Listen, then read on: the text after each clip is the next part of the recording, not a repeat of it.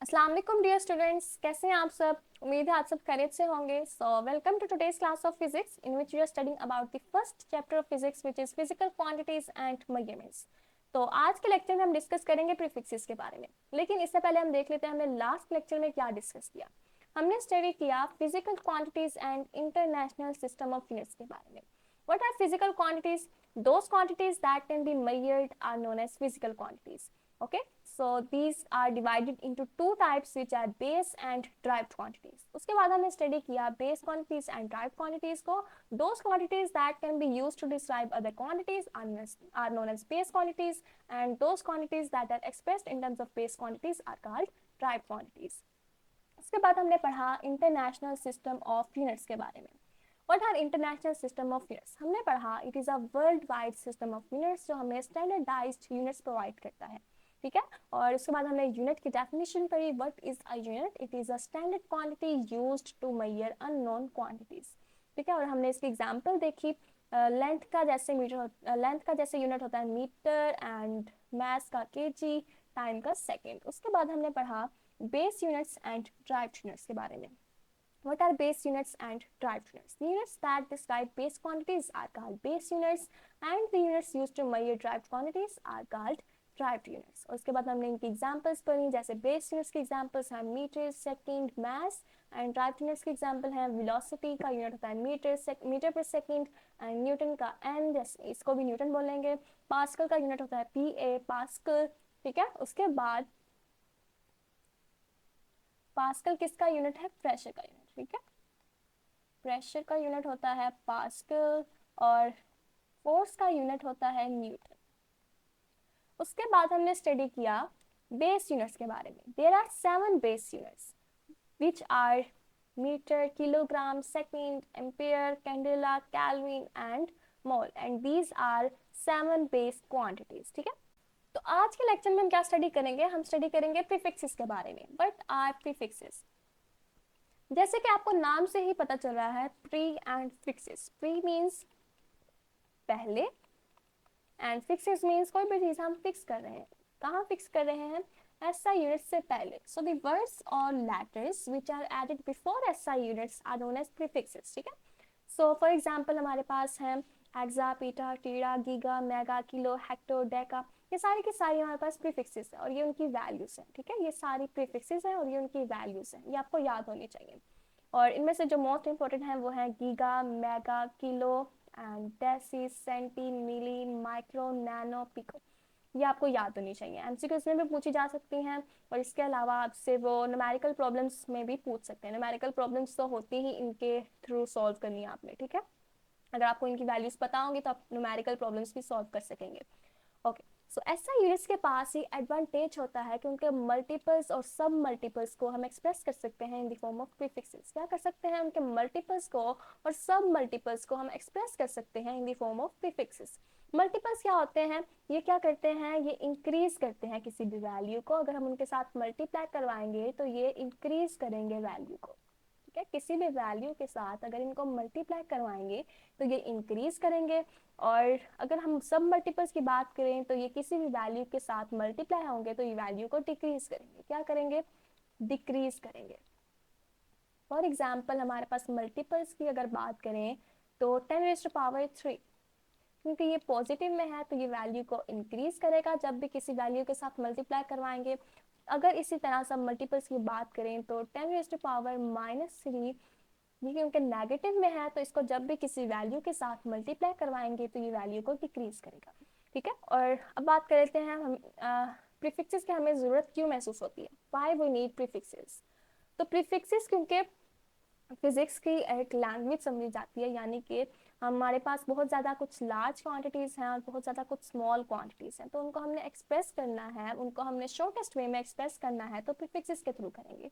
That's why prefixes are also known as the language of physics. ठीक है, okay, so very large and very small quantities के अगर हम example लें, हमारे पास क्वांटिटीज़ हो सकती हैं फॉर एग्जांपल 2 0 0 0 0 0 0 एंड 0 ग्राम।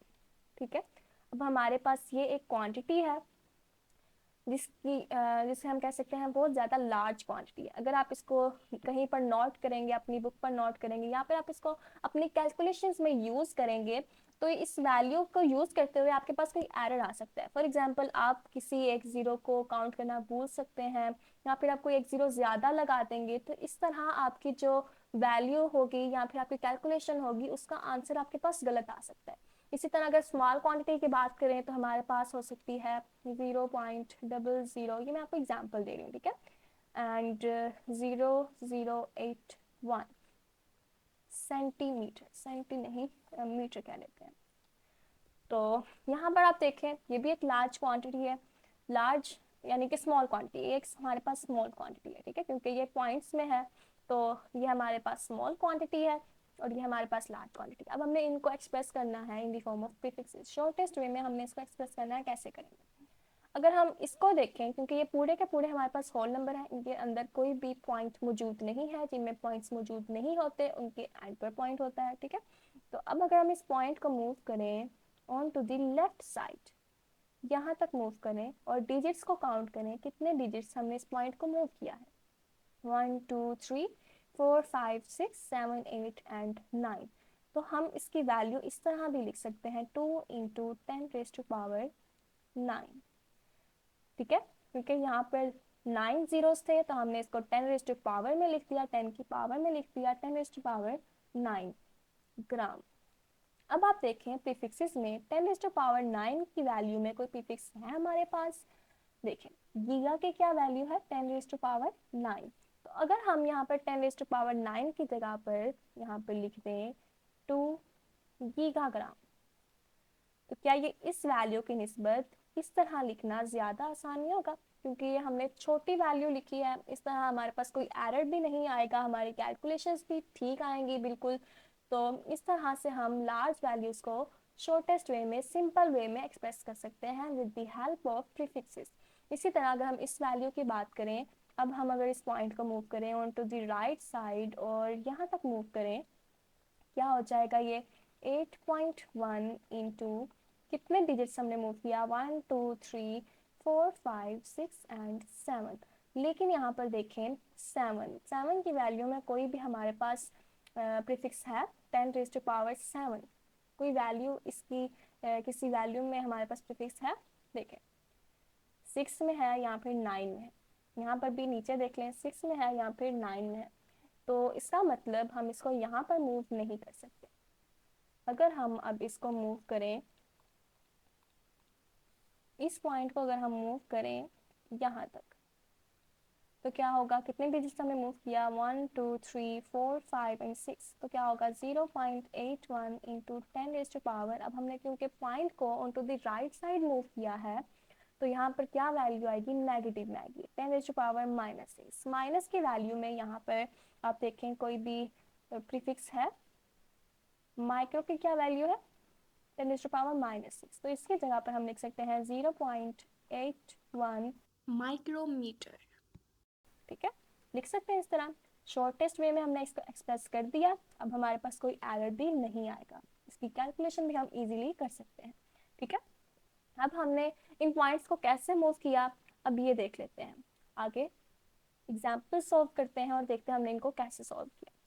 आपकी बुक में हमारे पास एग्जाम्पल दी गई है 20,000 ग्राम को कन्वर्ट करना है किलोग्राम में।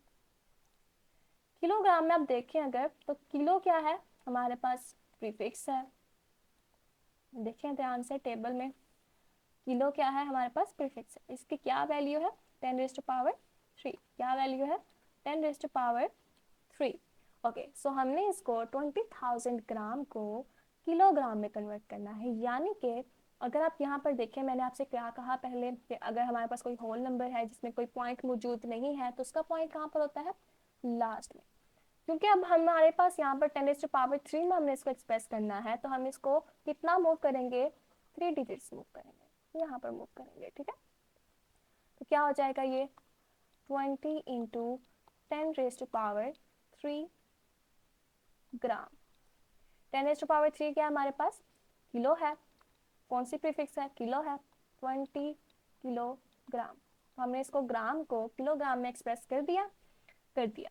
अब आप देखें, मैंने आपसे कहा कि हमने पॉइंट को लेफ्ट साइड पर मूव किया तो हमारे पास पावर आई पॉजिटिव। कैसे? जब भी याद रखिएगा, जब भी आप पॉइंट को लेफ्ट साइड पर मूव करेंगे तो आपके पास पावर आएगी पॉजिटिव में। अगर आप पॉइंट को राइट साइड पर मूव करेंगे तो आपके पास वैल्यू आएगी, पावर आएगी नेगेटिव में। इसके लिए आपको एक ट्रिक याद रखनी है। इसको याद रखने के लिए आपको एक ट्रिक याद रखनी है।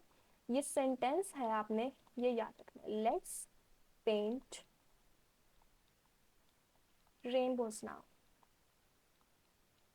रेनबोज नाउ, इसमें आपने ये फर्स्ट लेटर्स याद रखने हैं। L for left, P for positive, R for right and N for negative। इसका मतलब ये है कि अगर आप पॉइंट को लेफ्ट साइड पर मूव करेंगे तो आपके पास पावर आएगी पॉजिटिव में, और इसी तरह अगर आप राइट साइड पर मूव करेंगे तो आपके पास वैल्यू आएगी नेगेटिव में। ठीक है, तो ये याद रखना है। यहाँ पर देखें, हमने पॉइंट को मूव किया on to the left side तो हमारे पास क्या वैल्यू आई पॉजिटिव में। ठीक है, इसी तरह अगर आप मूव करेंगे on to the right side तो आपके पास वैल्यू आएगी नेगेटिव में। इसके बाद अगर हम बात करें डबल प्रीफिक्सेस के बारे में, डबल प्रीफिक्सेस, फॉर एग्जाम्पल हम बात कर रहे हैं यहाँ पर 4500 सेंटी-किलोमीटर। तो क्या हम यहाँ पर देखें, दो प्रीफिक्सेस है हमारे पास, सेंटी एंड किलो। क्या हम इन दोनों प्रीफिक्सेस को एक साथ यूज कर सकते हैं? नहीं कर सकते, बिल्कुल भी नहीं कर सकते। ठीक है, तो कभी भी हम डबल प्रीफिक्सेस यूज नहीं कर सकते। एक ही प्रीफिक्स एक टाइम में यूज की जा सकती है, डबल प्रीफिक्सेस को हम एक साथ यूज नहीं कर सकते। ठीक है, तो ये याद रखिएगा। उसके बाद हम अब सॉल्व कर लेते हैं कुछ प्रीफिक्सेस की एग्जांपल्स को।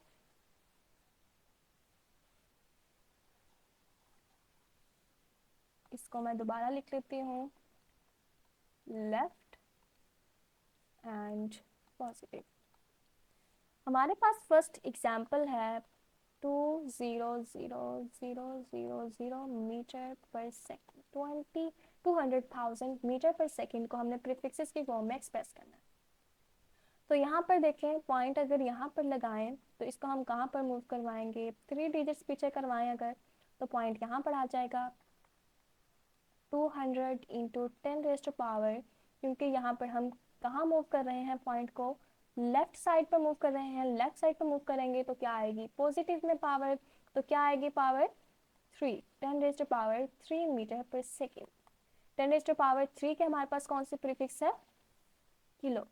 किलो की क्या वैल्यू है, 10⁻³ सो 200 किलोमीटर पर सेकेंड। ठीक है, और अगर हम इसी वैल्यू को, हम इसी पॉइंट को थोड़ा पीछे मूव करें, पॉइंट यहाँ पर है, अगर हम इस वैल्यू को, पॉइंट को 6 डिजिट्स पीछे मूव करवाएं, 6 डिजिट्स लेफ्ट साइड पर मूव करवाएं तो पॉइंट आ जाएगा यहाँ पर 1 2 3 4 5 और 6 डिजिट्स हमने पीछे मूव करवाया तो पॉइंट यहाँ पर आ जाएगा। तो ये वैल्यू हो जाएगी 0.2 इंटू 10⁻⁴, क्योंकि हमने पॉइंट को मूव करवाया on to the left side तो क्या आएगी पावर पॉजिटिव में 10⁻⁶ मीटर पर सेकेंड। 10⁻⁶ का क्या वैल्यू है हमारे पास, कौन सी प्रीफिक्सेस की, हमारे पास मेगा, 10⁻⁶, तो 0.2 मेगा मीटर पर सेकेंड। ठीक है जी, तो यहाँ पर आप देखें 0.2, 2 के बाद मैंने बाकी के जीरोस नहीं लगाए। क्यों? क्योंकि जब भी हम पॉइंट लगा लेते हैं तो पॉइंट के बाद जो जीरोस हैं उनकी कोई वैल्यू नहीं रहती। ठीक है, तो इसलिए हमने उनको हटा दिया।